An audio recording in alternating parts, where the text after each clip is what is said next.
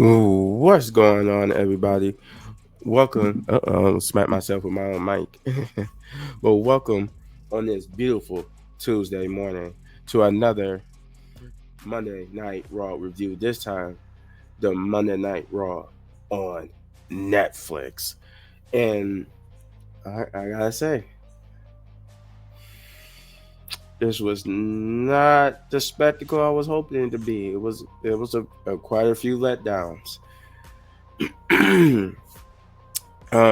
Triple H opened the show with just promoting the show, saying that there's a new era on Netflix, blah blah blah, his usual spill, and then I think like they had like a cold opening, and then like I said, he opened the show, and then power went off with the lights coming on to reveal the entire arena and the set of the Raw on Netflix.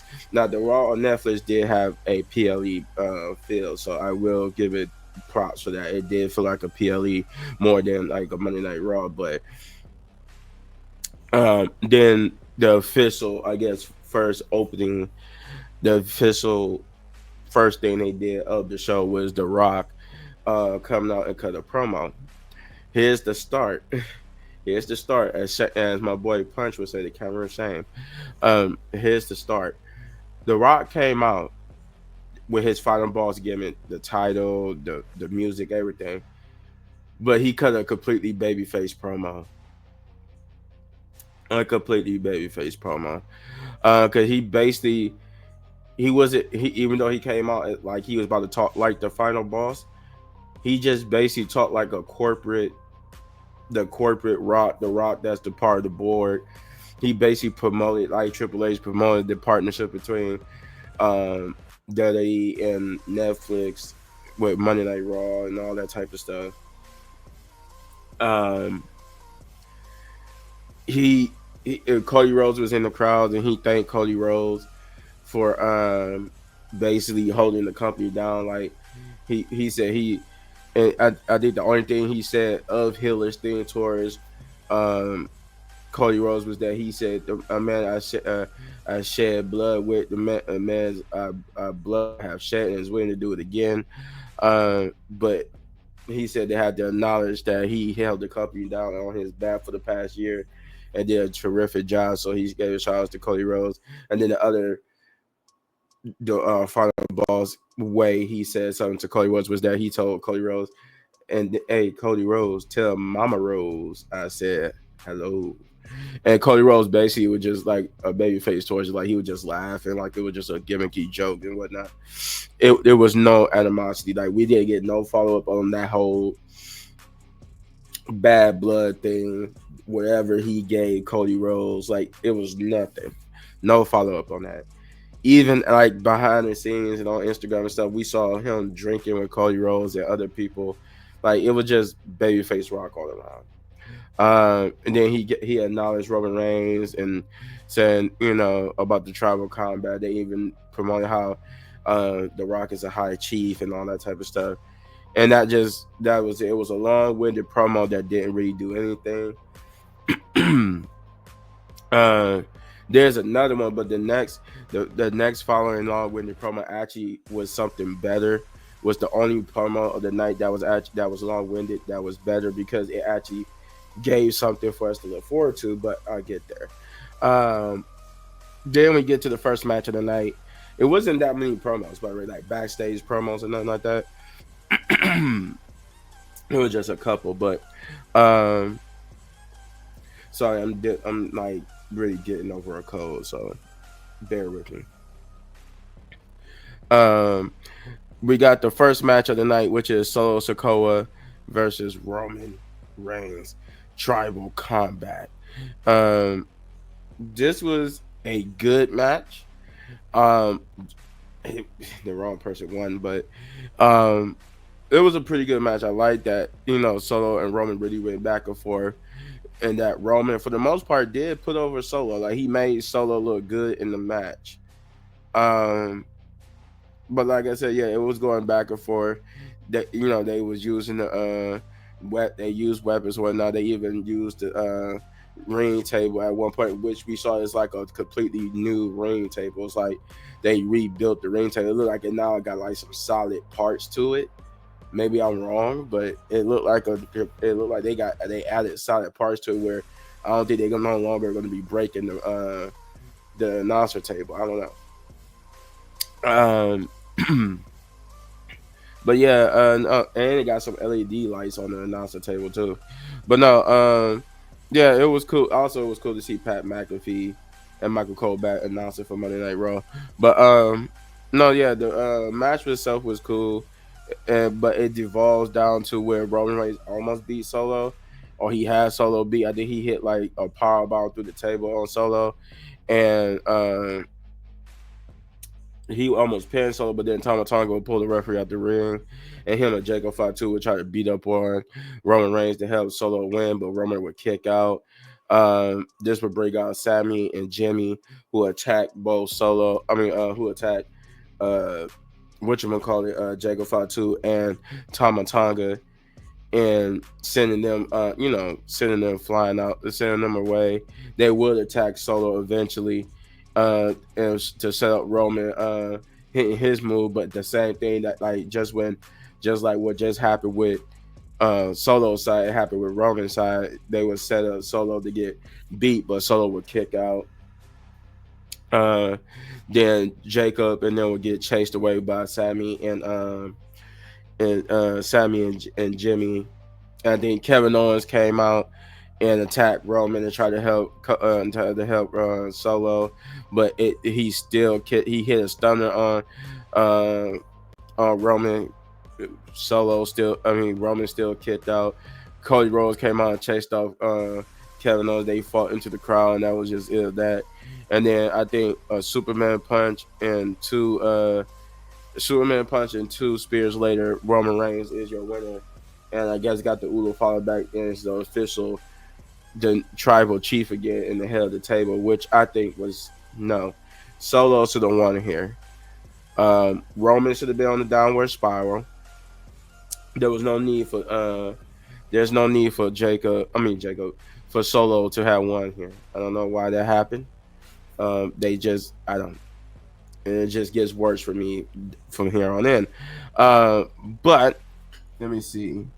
Nope, not yet. Then we get John Cena.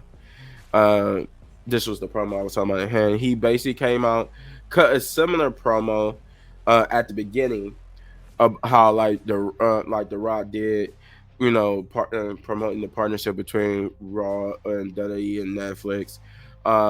Then he thanked the crowd of Los Angeles and Raw and Netflix and WWE for allowing him to stand in the ring in Los Angeles for the last time. And he said, he was saying, the reason why he said this is the last time he had to win a match since 2018, I think he said.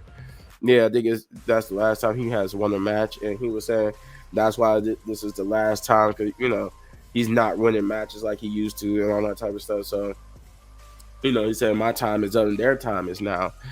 But, then he started talking about this was the most significant thing. This was make his promo way better than The Rock's. He actually started talking about potential matches he could have with CM Punk, Drew McIntyre, Gunther, Cody Rhodes, breaking Ric Flair's streak and becoming a 17-time world champion. But he said realistically he don't see none of that happening. But he said in their business you say never.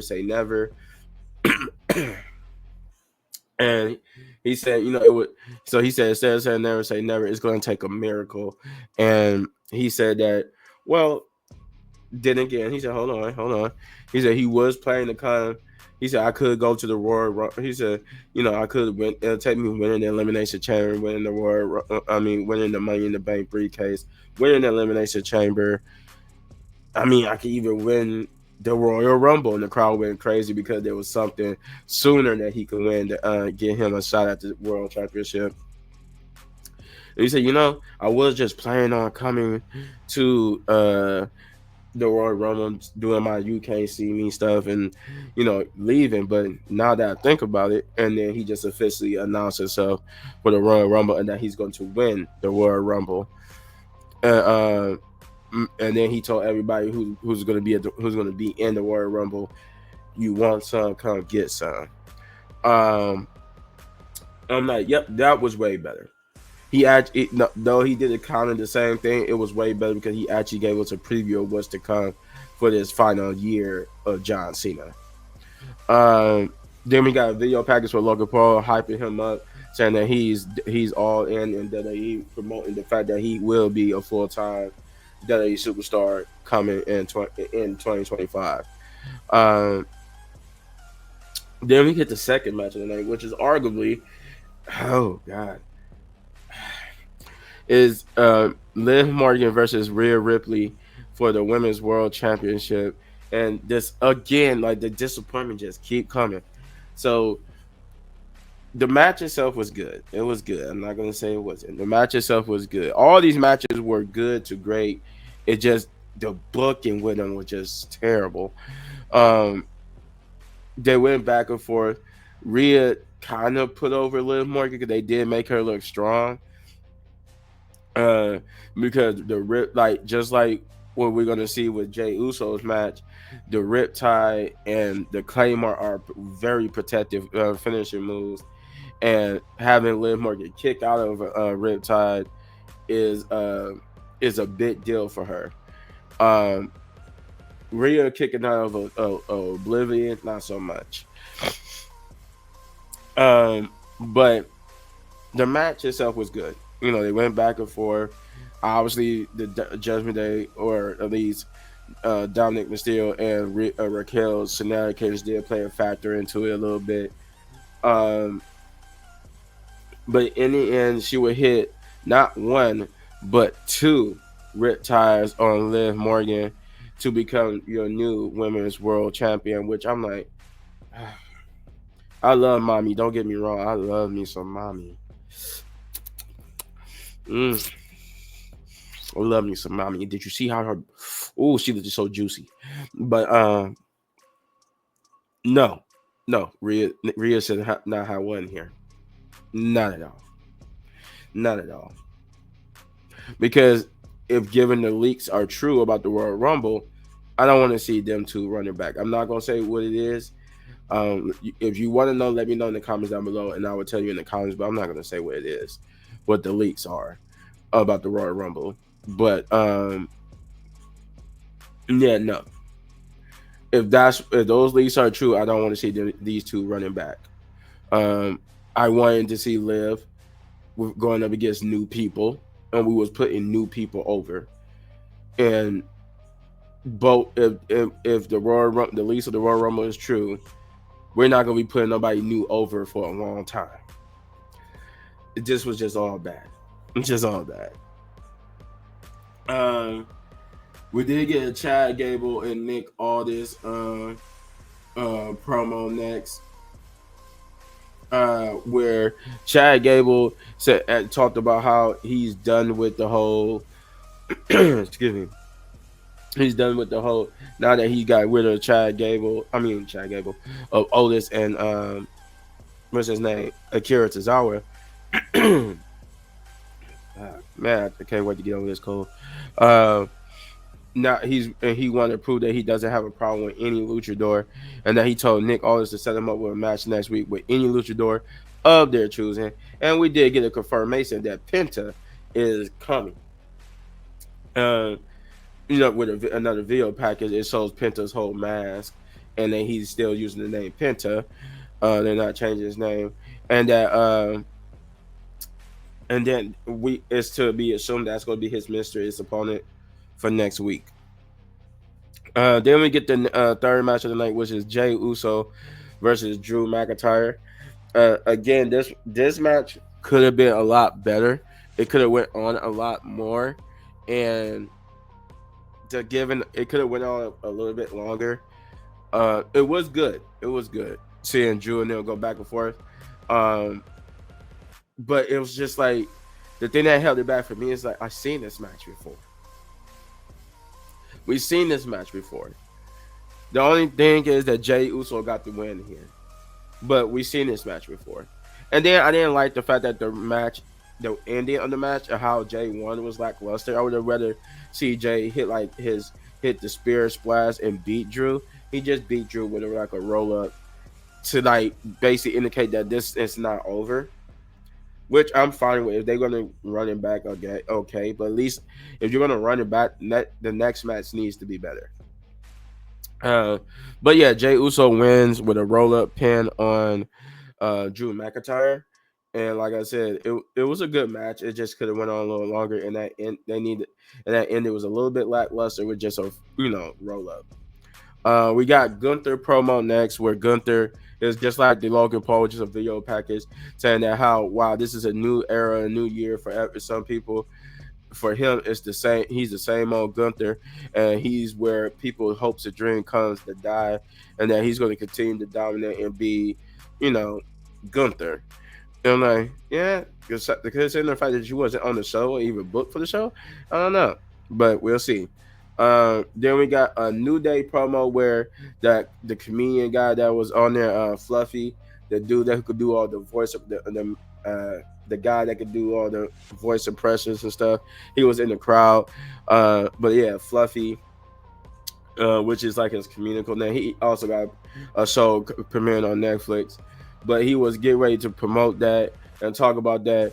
But he'll get interrupted by the New Day, who will say, no, we don't want to hear that because they giving time to you to talk and promote your show, but they're not giving time to us to explain what happened between us and Big E, and because the WWE crowd won't let us do it and let us do it. And Fluffy was like, man, what is up with y'all? I like y'all with the cereals and the bootios and donuts and stuff. What happened to y'all? And he said, oh, see, it's always with the jokes with you. But since they won't give us time, we taking this time, and then they would get interrupted by Otis and Kira Tozawa and them. And then the interviewer said that actually they're out of time. There's no time left for them to actually take and stuff like that. And then we get to the funniest promo of the night, Hulk Hogan. I'm like, oh no, this is not going to be good. Now let me get this out the way. Before I say what I gotta say, this is not because of his political views or whatnot. No, I could care less about his political views. I could care less, what people think about his political views. It's other stuff that he has done that I won't get into here. I could make a separate whole video about what my problem is with Hulk Hogan. Don't get me wrong, I used to be a Hulk Hogan fan. Like I used to rock with Hulk Hogan, but Hulk Hogan hasn't been relevant in a long time, and pretty much, like I said, there are my other problems with him as well, beyond his political. It's not his political views, but is the other problems I have with him and the fact that he's not relevant. And this really could have been saved for like somebody like Stone Cold or Brock Lesnar, anybody. Even Goldberg, hell. But Hulk Hogan basically came out to, again, like The Rock, promote not only his beer, but the partnership between WWE, Raw, and Netflix. The funny thing here was he was booed out the building. And I heard online that multiple people said, oh, it's because of the political views and all that type of stuff. I'm like, I don't care. It was just, it made the show better just to see that he got booed out the arena. Like at that point, it was like this was the first thing that went right in this show that I liked, and I'm just like, oh, okay. Besides the New Day stuff too, like this was like okay, but yeah, that's all he did. He came out to promote his beer and the partnership with Raw and Netflix and stuff like that. Poor Jimmy Hart, they had him there to try to help it, but it didn't help at all. It didn't. And then we get to the main event, which is Seth freaking Rollins versus CM Punk blood feud. And this match was good. This was a great main event. It was good. They went back and forth. They was hitting each other's finishers. Seth was being arrogant. He was angry, arguing with the referee. Oh, by the way, the referees got new shirts now. They for Raw and Netflix, they like gray and black.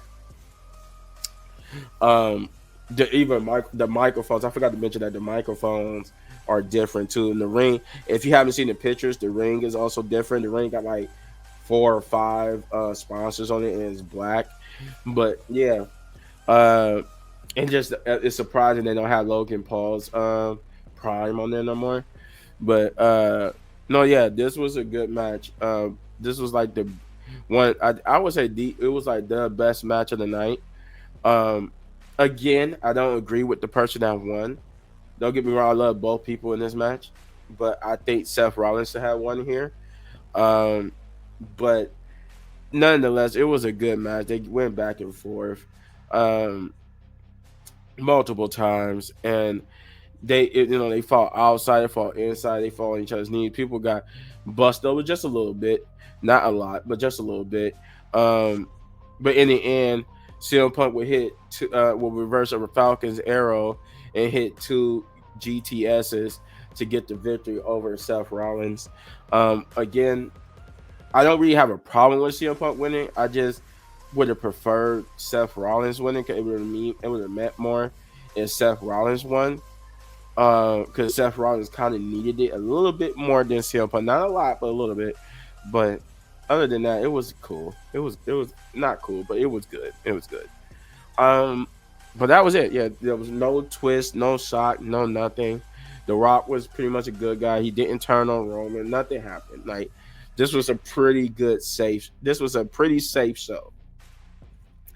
And for this to be the biggest show, the biggest thing of the year, this could have set the tone for Royal Rumble, which is in 3 weeks. This could have set the show for a lot of things, and it really didn't. It really didn't. I don't know. It just didn't. It just didn't. I'm gonna give this a 7 out of 10. Big ups. I was gonna give it a 6.5, but I'm like, no, it was pretty good. I was entertained throughout, so I'm gonna give it a 7 out of 10. Big ups. But you let me know in the comments down below what you thought, and if you enjoyed my review of Raw debut on Netflix. You hit this button right here for more of my WWE reviews. And if you enjoy the video so much you want to support the channel, all you gotta do is hit that like, subscribe, share, hit that notification button, do all those great things because I'm trying to get to 10,000 subscribers, and we making leeway in that. For the new subscribers I had gained, hell, it was just only 6. Only gained 6 subscribers, or 5, 6 or 5. But any gain is a victory. So welcome to the tribe. I love you, and yeah, hit any one of these videos for more of my amazing content, but don't go anywhere because I got more. Peace.